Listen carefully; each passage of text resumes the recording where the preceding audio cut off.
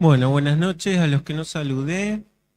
Vamos a continuar con la meditación de la carta del apóstol Pablo a los Filipenses. Estamos en el capítulo 2. Vamos a tratar de terminar hasta el 11.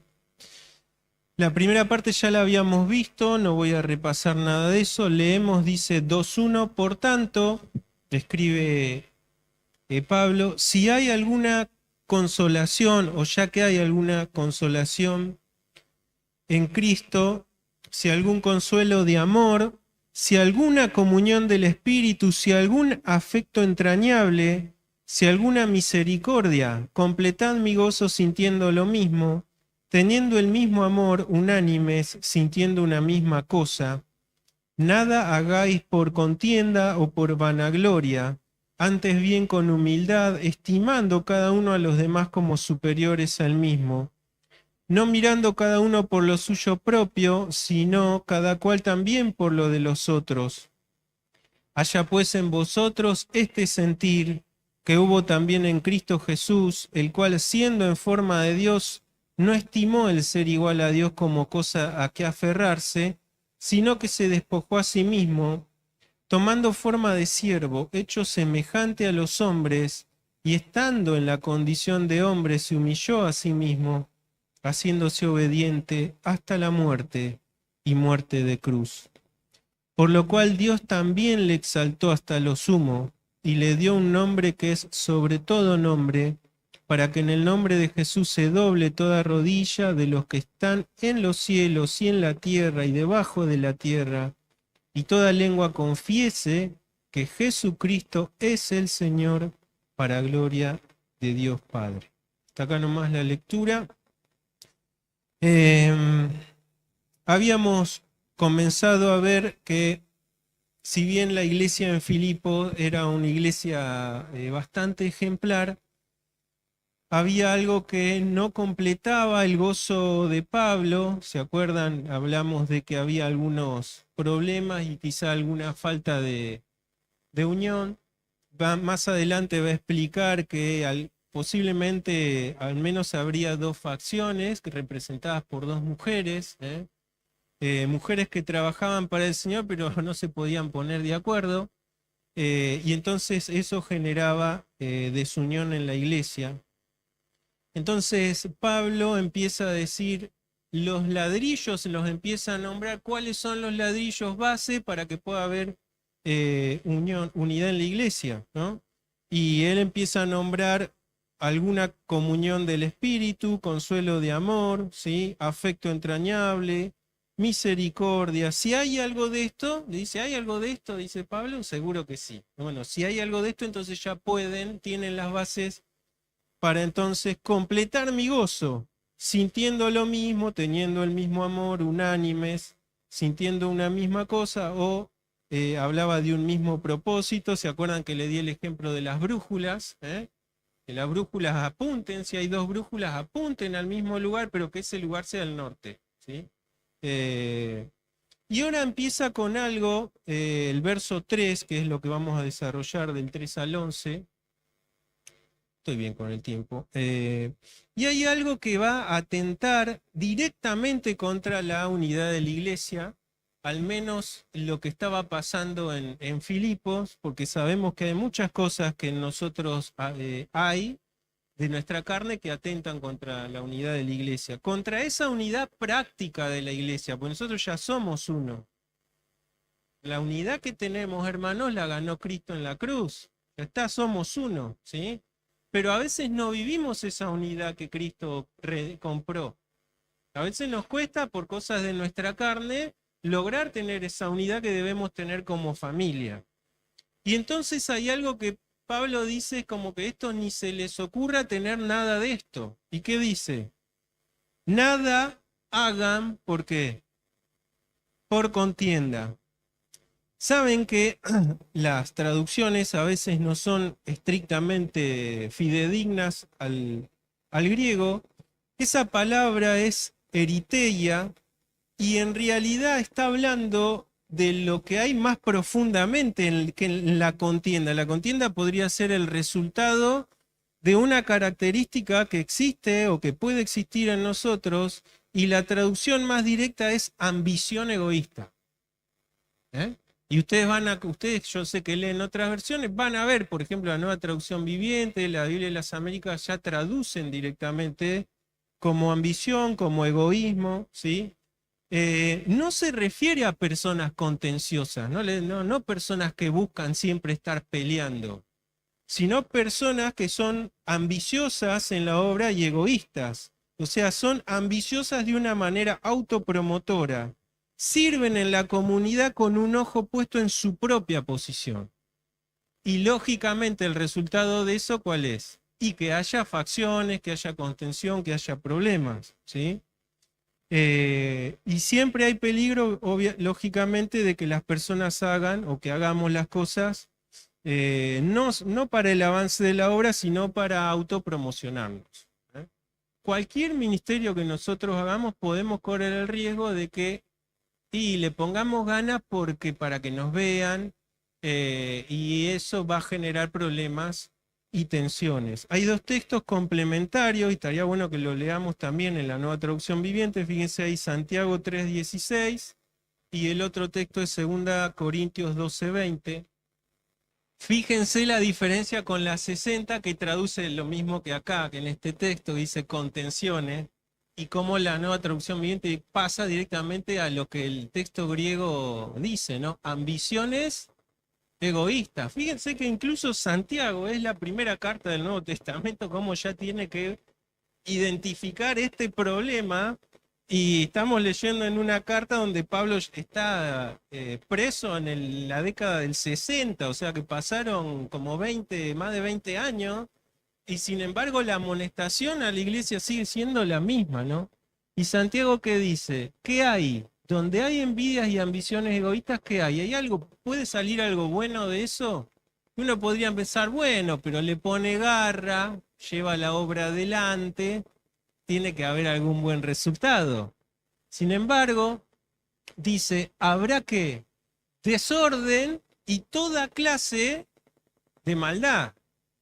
El resultado de esta ambición egoísta y facciosa no va a ser nada bueno. Quizás al principio uno pueda decir, mirá, este hermano cómo trabaja, qué garra le pone, ¿no? Y al principio nosotros podemos ser engañados, pero ¿quién no puede ser engañado? El Señor, ¿no? Pablo les había recordado a los hermanos, él estaba preso en Roma y estaba contento porque se predicaba. Pero ¿cómo predicaban algunos? El 1:16 dice, los unos anuncian a Cristo por contención. Es la misma palabra, es eriteia. Dice, no sinceramente, pensando que añadir aflicción a mis prisiones. Y no es algo así casual que Pablo lo toque así, sino que él le está dando un ejemplo. Fíjense lo que pasa del otro lado, ¿sí? Donde él está en Roma, lo que estaba viviendo él en Roma preso con estos hermanos que predicaban por una ambición egoísta, generando pesar y dolor, también estaba pasando ahora en esta iglesia en Filipo. Interesante, ¿no? El otro texto es 2 Corintios 12:20, y va a traducir similar también la Nueva Traducción Viviente. Dice, pues temo que cuando vaya no me gustará lo que encuentre, y que a ustedes no les gustará mi reacción. Temo que encontraré peleas, celos, enojo, egoísmo, calumnias, chismes, arrogancia y conductas desordenadas. Cuando Santiago dice toda clase de males, bueno, ahí tenemos el ejemplo de todas las clases de males que trae esto, ¿sí? La iglesia en Corinto, esto es una fracción de lo que Pablo se iba a encontrar en esa iglesia, ¿no? Es uno de los modelos a los cuales no seguir, lógicamente, porque ellos, si eran un ejemplo de algo, era de esta facciosidad que había dentro de la iglesia. Y eso no generaba nada bueno en absoluto. Entonces, bueno, Pablo ahí, lógicamente por carta, escribe de una forma, pero ¿ustedes creen que él quería ir con un espíritu de amonestación a la iglesia? No, lo que menos Pablo quería es tener que ir a una iglesia con un espíritu de amonestación, de autoridad, a tener que imponer disciplina, ¿no? Por eso él prefiere a veces ser duro, él lo dice en las cartas, y ir a ello con mansedumbre, ir con amor, con templanza, y no vivir estas cosas. Por eso, cuando uno lee la carta a los Corintios, a veces uno se pregunta, bueno, ¿cuántos cristianos realmente habría en esa iglesia? ¿No? Porque ves tantas cosas que desde inmoralidades sexuales hasta borracheras en la misma cena del Señor, y vos decís, ¿cómo puede ser, ¿no? Que una iglesia tan próspera en dones, porque era una de las iglesias más prósperas en dones, sin embargo, hermanos, los dones, si no hay un corazón transformado y maduro a la imagen de Cristo, por eso él tiene que decir, si entiendo todos los misterios y me tengo amor. ¿Y qué dice eso? Tengo un camino más excelente. Dejen de querer mostrarse anhelando cosas visibles y evidentes. Eso le está transfiriendo que ellos buscaban esas cosas notorias. Y en ese afán de mostrar, dice que esa iglesia era, si alguien entraba, iban a decir que estaban todos, ¿qué? Locos. Entonces Pablo tiene que poner orden, pero les tiene que decir que el camino más excelente para nosotros es el camino del amor, porque él da el absurdo total de entender todos los misterios. Nadie puede entender todos los misterios. Aunque Pablo, él dice que fue, no sabe si en espíritu o en cuerpo, dice, fue llevado a dónde. Y al tercer cielo, al paraíso, ¿no? Y escuchó cosas que nada son irrepetibles, pero aún así él no entendía todos los misterios. Tampoco Pablo tenía toda la fe, tampoco hablaba, aunque él hablaba en lenguas, no hablaba en todas las lenguas, dice hasta angélicas, si hablara incluso lengua angélica. Si todo eso que quizás los corintios estaban buscando y generando de problemas en la iglesia, si yo tuviese todo esto, pero no tengo amor, soy que un metal que se golpea y no genera nada. Molestias al oído. ¿Al oído de quién primero? Al oído de Dios. Entonces, nada hagáis, es un absoluto negativo. Ni se les ocurra hacer algo habiendo orgullo, que eso se traduce en ambición egoísta. Lo segundo, que es una primita hermana de esto, es nada hagan porque por vanagloria. La traducción directa es, el término es kenodoxia y es gloria vacía. ¿Eh? Y habla de una gloria obviamente personal. Calvino tiene una frase que me gusta, él dice, kenodoxia es especialmente peligrosa en el contexto eclesial porque puede disfrazarse fácilmente de celo espiritual. El vanaglorioso siempre puede encontrar una razón teológica para su necesidad de ser reconocido.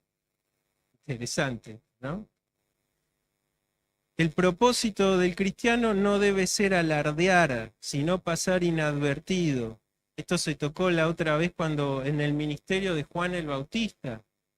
¿Se acuerdan? ¿Qué dijo él esa frase? Es necesario que qué. Y vaya si menguó Juan, ¿no? Y uno lo ve desde afuera y dice, ¿era necesario que mengue de esa forma, siendo decapitado? Sin embargo, es el camino que Dios tenía para él. Y Juan lo entendió. Él era el que iba a preparar solamente el camino, pero él sabía que no era digno de qué, de desatar, dice, aún la correa del que venía, ¿no? Qué corazón humilde tenía Juan. Y eso es lo que está transmitiendo el apóstol acá. Ni se les ocurre hacer nada por ambición egoísta, ni por vanagloria. Las buenas obras no son para alardear, sino para glorificar a Dios, hermano. Y la mirada siempre debe estar puesta en eso, en llevarle gloria a Dios. Tristemente hoy se ve mucho show ligado a la alabanza muchas veces. Personas que Parece el artista cristiano, surgió este término, ¿no? El artista cristiano. Y tiene más luces el artista cristiano que la gloria que debería llevar a Dios.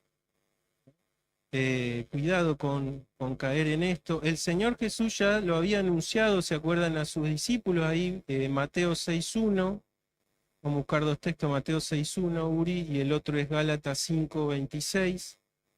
Tengan cuidado, no hagan sus buenas acciones en público para que los demás los admiren, porque perderán la recompensa de su Padre que está en el cielo. ¿Por qué les da esta advertencia a sus discípulos? Porque todos los contemporáneos tenían como modelo a quienes, a las autoridades religiosas, los fariseos. Y Jesús les da a los fariseos, creo que son el grupo religioso que más atiende Jesús, ¿no? ¿Y qué hacían los fariseos? ¿Se acuerdan? Se ponían cuando en las horas de la oración, ¿qué se ponían? Y a orar con brazos abiertos, ¿verdad? Para hacer oídos de los demás. En las vestimentas que dice que hacían. Esos flequitos que tenían ellos los hacían más largos para ser más vistosos. Cuando ayunaban, ¿qué hacían? A propósito, se demudaban su rostro para que los vean, ¿no? Uy, qué piadoso este. Y el Señor Jesús les dice que obviamente hay que hacer buenas obras. Santiago también habla de esto. La fe viva tiene acompañada que obras de fe. Pero hay un motor de por qué hacemos esas obras. Si vamos a hacer esas obras para ser vistos de los demás, perdimos nuestra recompensa. Tendremos un aplauso, una mención, un diplomita, una cosa de esa. Pero qué mejor es tener galardones allí, donde dice ni la polilla, ¿no? Aseguradas con Cristo. Gálatas 5:26 dice, no nos hagamos vanidosos, ni nos provoquemos unos a otros, ni tengamos envidia unos de otros. Y esto tiene que ver también con el ejercicio de nuestro don, ¿no? Porque el buscar la vanagloria hace también que uno envidie el don de los demás, que es lo que pasaba también en la iglesia de Corinto. ¿Se acuerdan? ¿Qué querían hacer ellos? Querían ser extravagantes en su dotación espiritual y anhelaban y todos hablan en lenguas y que todos los vean, porque era algo muy visible. Y Pablo dice, no les prohíbo que lo hagan, pero cuando lo hagan, que haya un intérprete, porque si no, no iba a ser de bendición. Incluso los profetas, ¿qué les dicen? Se para uno, profetiza, si se levanta el otro. O sea, siempre un orden, ¿no?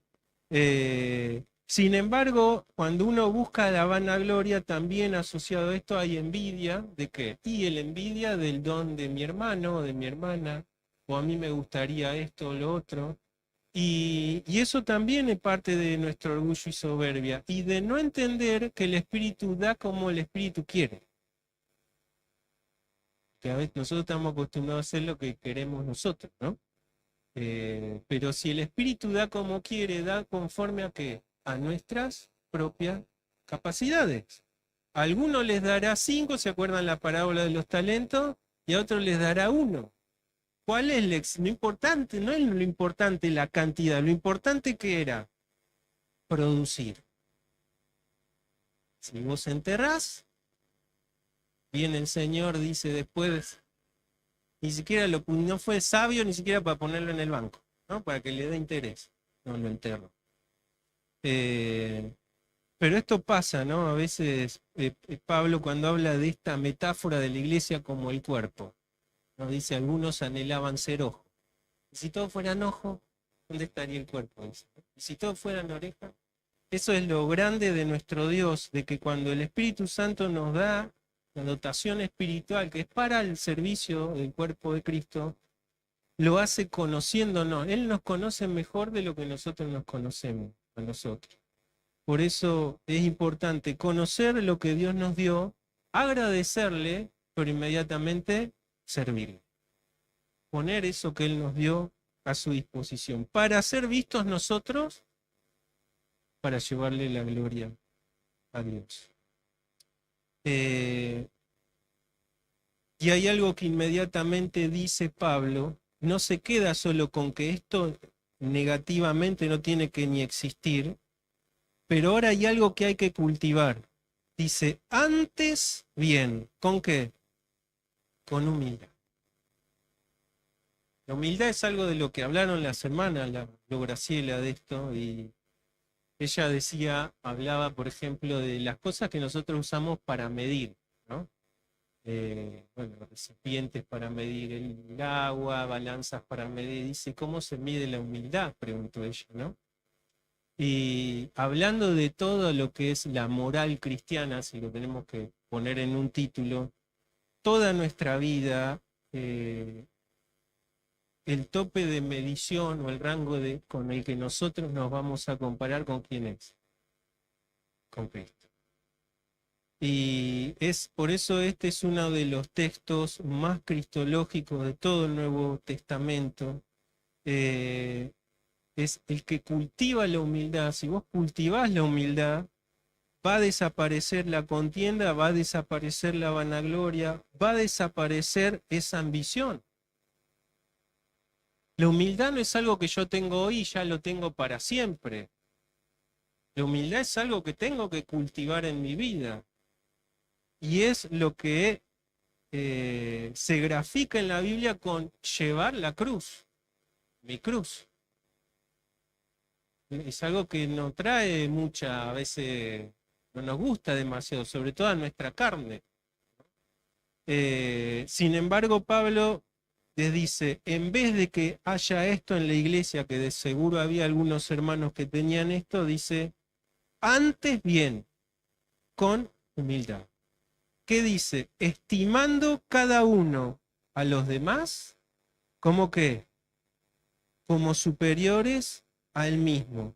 Es interesante, hermanos, no significa que Pablo le está diciendo que cognitivamente se crean inferiores, o que mentalmente y en sus capacidades se consideren inferiores a los demás. Si fuese esto, no estaríamos actuando y teniendo lo que nos pide que tengamos cada uno que. Cada cual dice tenga que la consideración de sí mismo que debe tener, ¿verdad? Si nosotros nos estimamos mentalmente inferiores a los demás, no habría personas que estuviesen a cargo de. Porque entonces nadie, no, yo soy incapaz, yo no sé. Lo que está diciendo Pablo acá es contracultura, porque en la cultura romana, ¿se acuerdan que hablamos? La honra y la estimación como superiores, ¿a quién se le daba? A alguien siempre que estaba en una escala social mayor. Entonces, cuando Pablo trae esto acá, que dice, vos estimá al que tenés al lado como digno de darle el honor como si fuese una persona de más alto rango. Y para ellos realmente, culturalmente, esto era medio loco. Sin embargo, esa evidencia iba a marcar de que entonces había un cultivo de humildad en el corazón. Si nosotros no estimamos, no le damos el valor a mi hermano, como dice acá, como si fuese alguien digno, superior a quien darle honor, entonces nunca jamás podríamos hacer lo que Jesús hizo en aquel aposento a horas de padecer, cuando se ciñe una toalla y ¿qué hace? Y Jesús hace una pregunta, dice, ¿entendieron lo que les hice? Yo creo que esa pregunta todavía tiene que resonar en cada uno de nosotros, porque a veces nosotros no entendemos aún la consideración que Cristo tuvo por amar a mi hermano, y yo, no, a este no le laboro. A este no. Cuando pasa eso en mi mente es porque perdí la consideración de estima de mi hermano como si fuese superior. ¿Se entiende? No es que nos pide que cognitivamente nos estimemos inútiles o menores a los demás, sino que estimemos el valor que tiene a los ojos de Cristo, que yo tengo que valorar a mi hermano como Cristo lo valora. y lo ama. Entonces ese es el concepto más grande y más supremo de la evidencia de la humildad. Por eso Jesús, ¿se acuerdan que dijo él: lleven mi yugo sobre vosotros, aprendan de mí que soy manso y humilde de corazón? Y entonces, ¿qué va a haber? Dice, ¿habrá descanso? ¿Para qué? Para a nosotros está todo lo que Pablo dice: la contienda, la ambición egoísta y la vanagloria, no nos trae paz al alma. Es uno de los pecados que no, ni siquiera nos hacen bien, porque hay otros pecados que nos dan cierta satisfacción, pero el buscar continuamente la gloria y el ser ambicioso nos trae aflicción. Por eso Jesús dice: si ustedes son mansos y humildes como yo, van a hallar descanso para sus almas. En primer lugar, porque nuestro ejemplo supremo, que es Cristo Jesús, es el que tiene capacidad para nosotros para darnos esa paz que nuestra mente no puede entender. Ay, por eso hoy hablábamos de este himno hermoso de llevar a Dios todo en oración, ¿no? Ese texto que dice: por nada estén que sean conocidas, ¿y qué dice? Y la paz que sobrepasa cuidará, ¿qué cosa? Corazón y pensamiento. Qué interesante para tener en cuenta también eso. Y termino,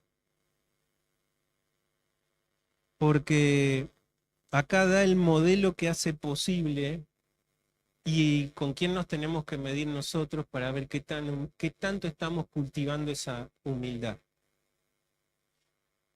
Dice: haya pues en vosotros este sentir. Es decir, ¿están perdidos? A pesar de los que les digo, les cuesta encontrar el modelo, es este.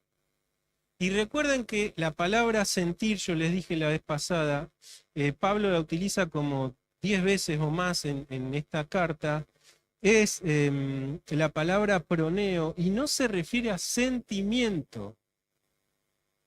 Es la disposición fundamental que tiene por acto la voluntad, incluso de la razón. Por eso hay otras traducciones como dicen, en vez dice haya pues en vosotros este sentir. ¿Qué dice? A ver, busquen alguna otra y me la leen. Actitud. ¿Qué más? ¿Tienen alguna otra ahí? ¿Cuál leíste vos? La de las Américas. La nueva traducción viviente, ¿qué dice? Actitud. ¿Alguna otra? ¿La nueva versión internacional no la tiene? Actitud. Hay otra versión que dice: haya en ustedes esta forma de pensar. Y es porque la palabra también, la lenguaje actual, cuando se utilizó quizás cuando se hace la traducción, quizás estaba más acorde a lo que decía la palabra griega, pero hoy todo, cuando hablamos de sentir, ¿de qué hablamos? Y de sentimientos, ¿no? Pero Pablo no le está diciendo que salga algo del sentimiento, porque si basamos nuestra vida de fe en sentimiento, ¿cómo es? Y va a durar poco. Pero si nuestra vida de fe se basa en convicción, entonces sí, eso va a durar a pesar de lo que podamos sentir y a pesar de las ganas que podemos tener. ¿Por qué venimos a una reunión los miércoles? ¿Venimos por sentimiento? Y no, hermano, a veces yo vengo sin ganas de venir. Vengo por convicción. Vengo porque es la voluntad de Dios de que estemos juntos, de que podamos orar juntos, de que podamos interceder. Hermano, ceñirnos la toalla y lavar los pies de nuestros hermanos es esto, es orar los unos por los otros. Es una de las evidencias de decir: estimo a mi hermano como Cristo lo estima, entonces tengo que orar por mi hermano. Ojalá haya más convicción en cada uno de nosotros y podamos estar. No importa, como decía un hermano que le decía al hijo que: papá, hoy no tengo ganas de ir a la reunión. Bueno, anda sin ganas. Anda sin ganas a la reunión, pero anda. Que parta de una convicción. Después el Señor, hermano, créanme que se encarga de poner todo lo demás en nuestro corazón. que hubo en Cristo. Dice, entonces, haya en ustedes esta actitud, esta forma de actuar que hubo también en Cristo Jesús. O haya la misma orientación mental que gobernó a Cristo y que esa orientación los gobierne también a ustedes. ¿Cuál fue la actitud, hermanos? Dice, siendo en forma de Dios. Es interesante porque no tenía ninguna necesidad de venir. El camino que muestra acá en Cristo es el camino del descenso. Y Pablo le está diciendo, ¿ustedes realmente buscan ser vistos de algo? Jesucristo, teniéndolo todo, siendo Dios, buscó humillarse para salvarlos a ustedes. Por eso es el antitipo de Adán. Porque Adán, ¿qué buscó? Ser como Dios. Y Jesús, siendo Dios, se humilló para ser como nosotros. Y como dice ahí, aún en la condición de hombre. Hermano, nosotros no lo podemos entender, pero el Dios infinito se limitó a un cuerpo. ¿Ustedes pueden entender lo que es eso? Aquel que dice no lo puede contener nada, ahora está padeciendo frío, hambre, en un cuerpo, ni hablar de cuando era niño, dependiendo de los demás. Pero no llega a ese grado de humillación solamente. Dice que muere como, de una forma natural, de una forma digna, muere Jesús. El camino de la humillación aún fue en una muerte, y Pablo agrega, esto se cree que se cantaba antes en las iglesias, y que Pablo agrega esa palabra muerte de cruz. La muerte de cruz era la muerte más humillante para la época. Para los griegos era una total locura, y para los judíos, ¿qué era? Maldición. Bueno, ese fue el camino de la humildad de nuestro Salvador. Y por eso Pablo les presenta el ejemplo supremo de la humildad. Y esa humildad que tuvo efectos, dice el 9, por lo cual Dios que también lo exaltó hasta lo sumo. Ese término griego se podría traducir lo super exaltó. Es una palabra griega inventada, no existe en otro lugar del Nuevo Testamento. Recuerden que esto pasaba también, como no había términos, los inventaban. Y como no había un término para expresar, que lo puso en el lugar más alto que existía, Pablo inventa un término y dice lo super exaltó. Para que en el nombre de Jesús, un nombre común, Jesús, no era un nombre distinto a los demás, Jesús era un nombre común para la época. Sin embargo, ese nombre, ante ese nombre común, ¿qué dice? Se doble toda rodillas de los que están en todos los planos habidos y por haber. Y por eso Pablo termina con esta exaltación suprema de aquel que primero se humilló y les muestra el verdadero camino de todo hijo de Dios. Todos deberíamos tener esta forma de actuar que hubo en Cristo Jesús. No de ser vistos por los demás, no de buscar una vanagloria, ni de hacer lo que hacemos para tener algún aplauso acá. ¿Qué puede ser un aplauso acá al lado de las palabras del Señor? En lo poco has sido fiel, en lo mucho te pondré, entre medio de tu Señor. Que podamos tener esto en mente, hermano, cada vez que hagamos algo para el Señor. Miremos nuestro corazón. Y como dice acá, no hacer, dice, no mirando cada uno por lo suyo propio, decía el 4, sino cada cual también por lo de los otros. No se está prohibiendo que hagamos cosas por nosotros, sino que no seas exclusivo vos. Si vos haces solo todo para vos, y bueno, entonces ahí ya no estás en el camino de la humildad. Lógicamente todos tenemos prioridades en nuestra vida, con nuestro matrimonio, con nuestros hijos, con nuestros trabajos. Pero lo que les dice Pablo ahí, no te mires a vos mismo solamente, mirá el que tenés al lado. Y por eso la iglesia siempre se encargó también de los necesitados en la congregación. Tenemos que tener esos ojos. La oración es fundamental y es el principio, pero después hay que obrar, ¿no? Hay que obrar. Agradecemos al Señor